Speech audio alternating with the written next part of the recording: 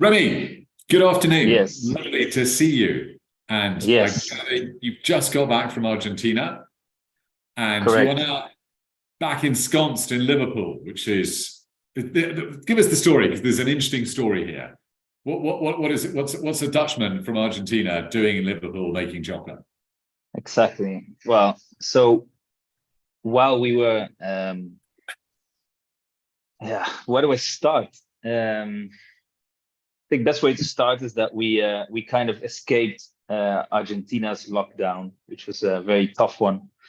Um, we escaped this by what happened is that we got stuck in Argentina the day that we were going to travel back to London after living there for 4 years. Um, and I was going to presume pastry in London. So when my job cancelled and when the ticket, like when the airports closed, there's no way out of Argentina for a foreigner. Um, so I started calling with a friend of mine, and after about 8 months, we said like, okay, let's just get into the UK because of Brexit. Get into the UK before the end of the year. Come here. I'll pay you a salary. You'll make some bonbons. Then when we started making bonbons, I bought a melange to make nut pastes. Then I got my hands on some cocoa beans, and then I got completely hooked. I didn't want to know anything else about the industry anymore. And then I got a bit more outraged by finding out what the truth is behind industry chocolate, and that's where this idea started. So we wanted to provide something. We want to make a product that is traceable, much nicer, yes, delicious, um, and usable for pastry chefs. So the idea is that after we did, I think, far over 100 trials, we found something that we really liked, and that's what we have right now. Yes, still tweaking, still making everything better wherever we can, but we have these 4 bars, and it's a good start. Yeah, they're definitely a fantastic start. But as you sort of said, you also do quite a lot with bakers, uh, Exactly. Yeah, and you also do some drinking chocolate too, as well, don't you? exactly. Yeah, we started our line of hot chocolate will be out next month, so in April. What we did is that, and next to the hot chocolate, we also, what happened is that here we are based in a coffee shop, in a specialty coffee shop. And I couldn't stand the fact that they were serving Cadbury's, yes, which is the standard, sadly, the standard in the industry. Um, so we started doing that straight away. The thing is that it's not that easy to just start a line of flakes, because it needs quite a bit of an investment. Now we did it, and we are very excited about it. All of our wholesale clients are asking for it because most of the people that we sell our bars to, they also have a coffee shop. So, and they are asking like, okay, we need, like, we would like to stock your hot chocolate. So that's why diversification is the best thing you can do. And this is a question which I know we've discussed when we first talked, but I'd love to sort of raise it again. So what's the fascination with bars? Why do you make bars? You obviously do drinking chocolate too, but why that format? I think that the bars was more I think it's the standard. It's where everyone starts. Yes, it gives you like a presence on the shelves. It shows off your branding, and it's a size that people can afford. To get into chocolate. So a bit like so this week I ordered quite a couple of bars from Cocoa Runner's website. We did a bit of a tasting. Thank you. And here we saw all different types of packaging, but everyone is like, a lot of them are going for a bar. So if we buy a bar, we have a certain amount of chocolate, which is not too expensive, but it gives you a completely different, let's Yeah. say, it makes it possible to taste a lot of different chocolate makers' work. And I think that we needed to be in between that, like we needed to be able to enter that market. This is where we started.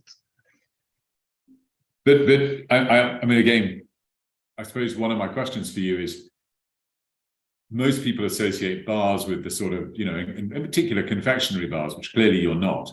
with stuff that you get from a corner shop, or stuff you get from a petrol station, or stuff you get from a vending machine, and it's something that you almost, you know, you scoff, if you like, when you feel the need of a little pick-me-up in the afternoon or the morning, and or you want to have a little reward or anything like that. And you know, I just wondered, when do you think your customers have your bars? What do they do with them? So since we also sell wine in the coffee shop that we produce in, we often have people buying a bar and eating it here and pairing it with the wine.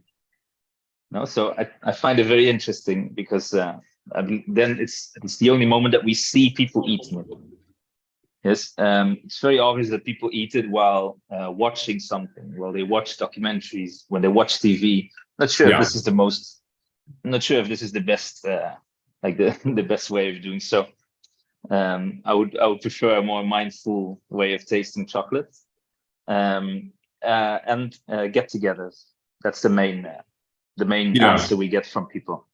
Yeah, they get together so that you buy 4 bars, you divide it over the table, and everyone gets an experience. You can have a chat about it. You can do a pairing. I mean, the more heads, the better.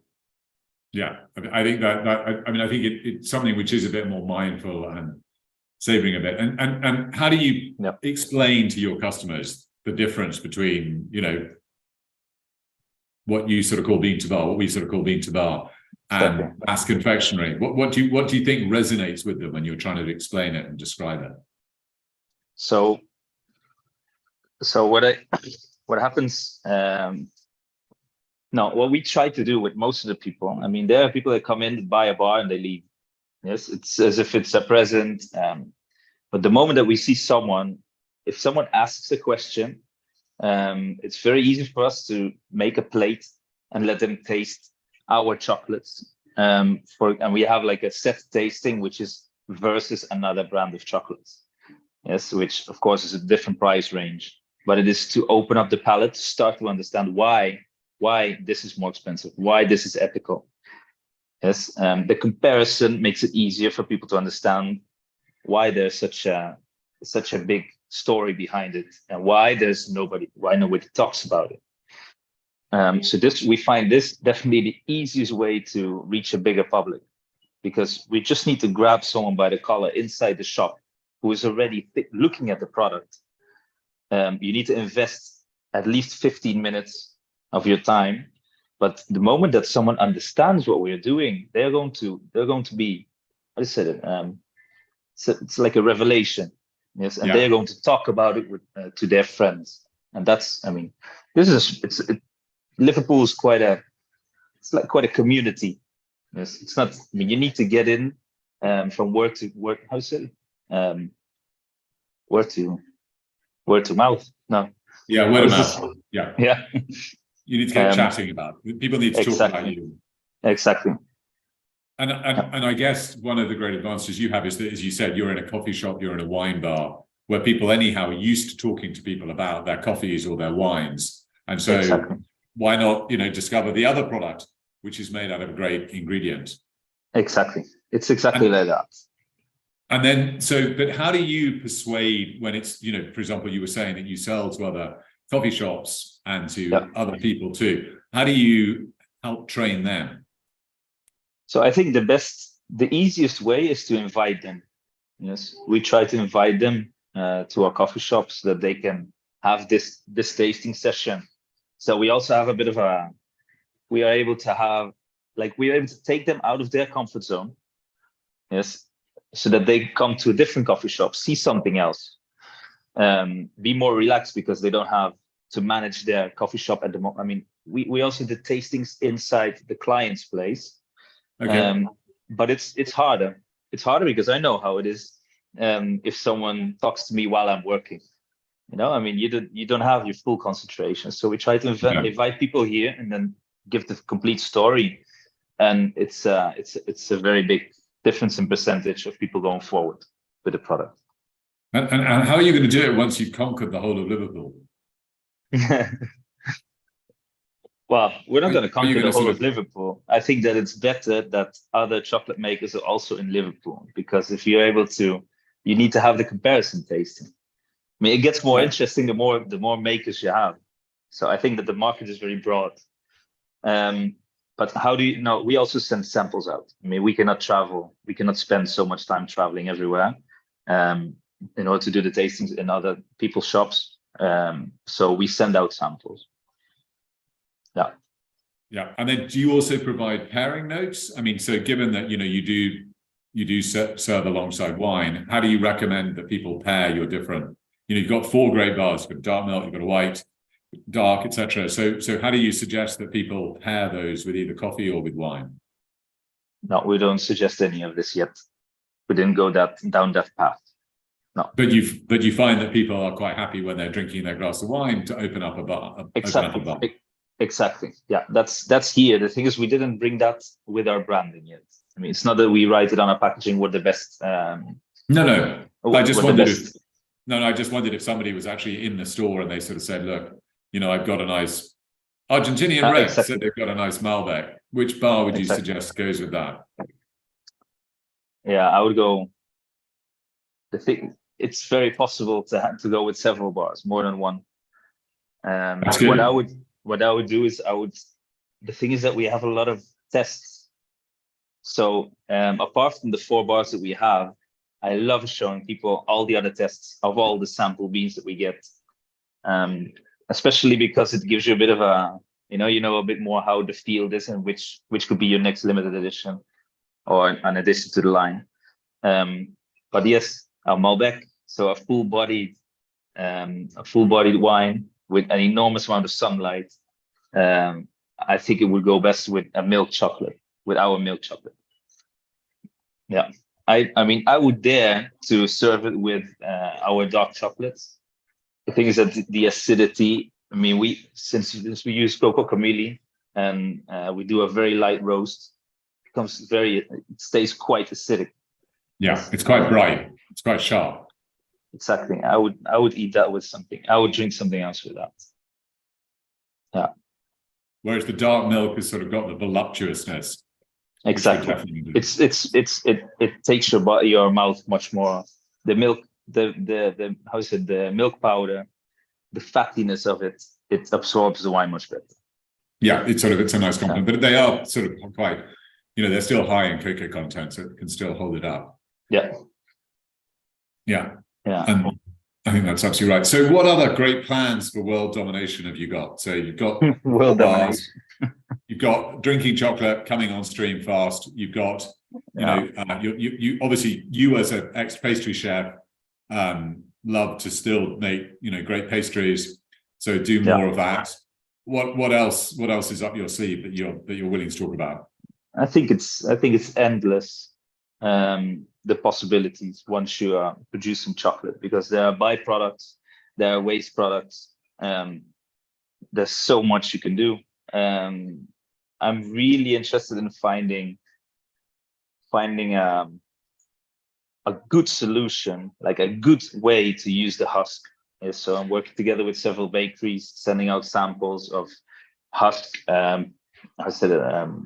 Processed in different ways. So as a powder, as flakes, and we would like to. We would like to find something like we give a lot of samples, because I want people to feel free to ask for more samples, so they can actually find something that suits them. I think this is the best way of doing so. Then we started with batons, which I think is quite common. With chocolate sticks.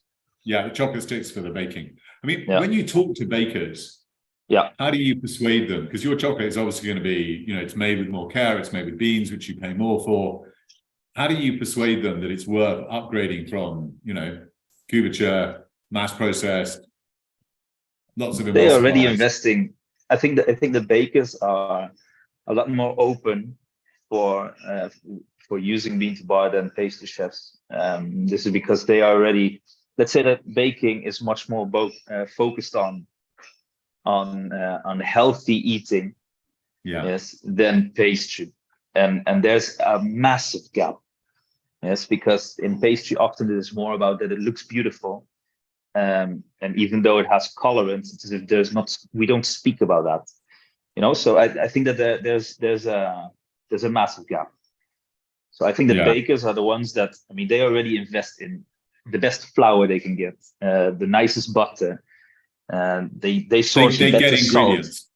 Exactly. They think about it and they invest there. So that the investment, yes, your baton is going to be 3 times the price. The thing is that it also has much more flavor, much less sugar. So I think it presents itself, like it sells itself. Yeah. I think that's a good sort of place to try and take a wrap, because I think your bars, when we tasted them, they just stood out. They were just fantastic. And they do have this great flavor wave, and they really are, they are what you're describing, which is, a good baker knows about the ingredients, knows about the butter, knows about the salt, knows about everything which goes into it. And, what we need to do is to get more consumers thinking like that. I think that, because I think that you can get it in the same price range. I don't think that they need to raise the price of the pain au chocolat in order to sell it. In order to, it's not that you're eating such an enormous amount of the profit. Because if they start selling more pain au chocolat because they're able to present it in a better way, that they are even able, apart from their flour, their butter, their salt, they're able to talk to like they're able to present the whole ethical part of the chocolate. It just works. It's easier for them even. So if then they sell 50% more than what they were selling, because that's what it should mean for them. Yeah, it should basically get them more. It always amazes me because the primary ingredient in confectionery, over 50% of a Tony's Chocolonely or a Crunchy or anything like that is going to be sugar, and yet and that's because it's cheap and everything else. But the cost of the chocolate is relatively low. In bean to bar, it's obviously a lot higher. But you're right, when you start using it to make a great mousse au chocolat, or when you're making, a great pain au chocolat, it's so much better value, and it's so much better for the customer, it's so much better for the farmers on the planet. So no, I think that awareness will come. It's a very long way to go. As long as the industry is copying bean to bar's ideals, it seems to take even longer. But I think that there are a couple of things going on, like with Terry Collingworth.